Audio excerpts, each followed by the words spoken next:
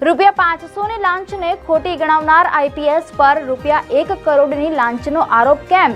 Mock ઇન્ટરવ્યુમાં ભ્રષ્ટાચાર પર જ્ઞાન આપનાર અધિકારી હવે આરોપોમાં કેમ ઘેરાયા?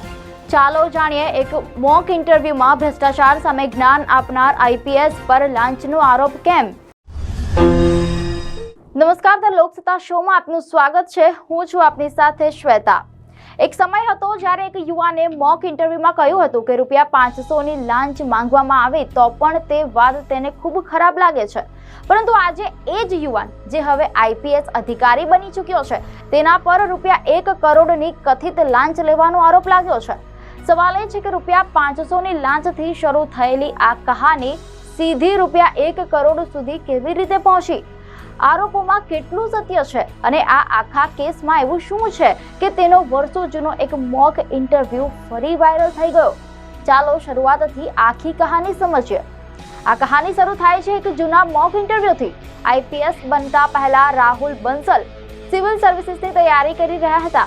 એક કોચિંગ સંસ્થાના મોક ઇન્ટરવ્યુમાં તેમને ભ્રષ્ટાચાર અંગે સવાલ કરવામાં આવ્યો હતો. જવાબમાં તેમણે પોતાના પરિવાર સાથે બનેલી એક ઘટના જણાવી હતી. તેમના ભાઈ આઈઆઈટી કાનપુરમાં અભ્યાસ કરતા હતા અને એક પેપર પ્રેઝન્ટેશન માટે અમેરિકા જવાનું હતું. વિઝા માટે ઝડપથી બર્થ સર્ટિફિકેટની જરૂર હતી. ત્યારે એક પંચાયત અધિકારીએ કથિત રીતે સર્ટિફિકેટ ઝડપથી આપવા માટે ₹500 ની લાંચ માંગી હતી.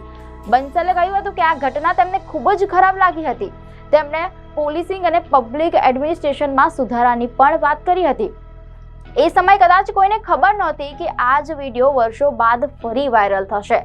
મીડિયા અહેવાલ અનુસાર રાહુલ બંસલ 2022 બેચના છત્તીસગઢ કેડરના આઈપીએસ અધિકારી છે. આઈપીએસ બનતા પહેલા તેઓ ઇન્કમ ટેક્સ ઇન્સ્પેક્ટર તરીકે કામ કરતા હતા. ત્યારબાદ તેમની પ્રથમ ફિલ્ડ પોસ્ટિંગ છત્તીસગઢના સરગુજા જિલ્લામાં સિટી સુપ્રિન્ટેન્ડન્ટ ઓફ પોલીસ તરીકે થઈ. પરંતુ હવે તેમની સામે એક ગંભીર ફરિયાદ સામે આવી છે. અહેવાલ મુજબ ફરિયાદમાં આરોપ છે કે સાયબર ફ્રોડના એક કેસને ઉકેલવા માટે ₹1 કરોડની કથિત લાંચ માંગવામાં આવી હતી. આ ફરિયાદમાં બંસલ ઉપરાંત 2 પોલીસ કર્મીઓના નામ પણ છે, એએસઆઈ પ્રવીણકુમાર રાઠોડ અને કોન્સ્ટેબલ અંશુલ શર્મા. હવે સવાલ એ થાય છે કે આ ₹1 કરોડની કથિત ડીલ કેવી રીતે થઈ? અહેવાલ અનુસાર ફરિયાદમાં કરવામાં આવેલા દાવા મુજબ ₹1 કરોડની કથિત રકમ એક સાથે આપવામાં આવી ન હતી. તેને 2 હપ્તામાં ચૂકવવામાં આવી હોવાનો આરોપ છે.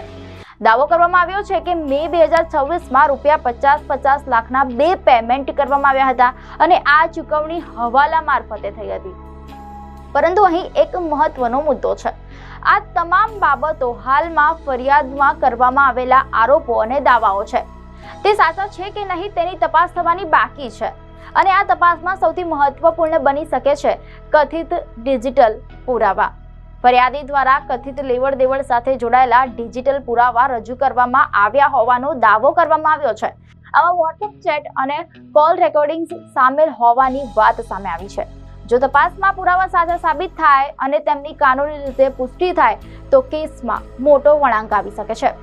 આ જ કારણે હવે સવાલ માત્ર ₹1 કરોડની કથિત લાંચનો નથી. સવાલ એ છે કે આ પૈસા કોના માટે હતા, કોણે માંગ્યા હતા અને કથિત લેવડ દેવડ પાછળ ખરેખર શું થયું હતું? આ સવાલોના જવાબ તો તપાસ બાદ જ મળી શકશે. આ ફરિયાદ દિલ્હીની એક સ્પેશિયલ સીબીઆઈ કોર્ટ સુધી પહોંચી છે, પરંતુ આ કેસમાં હજુ ઘણા સવાલોના જવાબ મળવાના બાકી છે. ₹1 કરોડની કથિત લાંચની માંગણી ખરેખર કેવી રીતે થઈ? ₹50 લાખના 2 પેમેન્ટોની કડી ક્યાં સુધી જાય છે? અને ફરિયાદી દ્વારા રજૂ કરાયેલી વોટ્સએપ ચેટ તથા કોલ રેકોર્ડિંગમાં ખરેખર શું છે? હવાલા મારફતે થયેલી કથિત ચૂકવણીનો દાવો પણ તપાસનો મહત્વનો ભાગ બની શકે છે. હવે આ તમામ સવાલોના જવાબ તપાસ બાદ જ સ્પષ્ટ થશે. કોર્ટે છત્તીસગઢના ડિરેક્ટર જનરલ ઓફ પોલીસ અને સીબીઆઈ ડિરેક્ટર પાસેથી એક્શન ટેકન રિપોર્ટ માંગ્યો છે.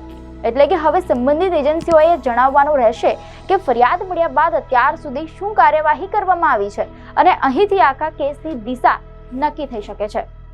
જો તપાસમાં કથિત ડિજિટલ પુરાવા અને પૈસાની લેવડ દેવડ વચ્ચે કડી સાબિત થાય છે તો મામલો વધુ ગંભીર બની શકે છે.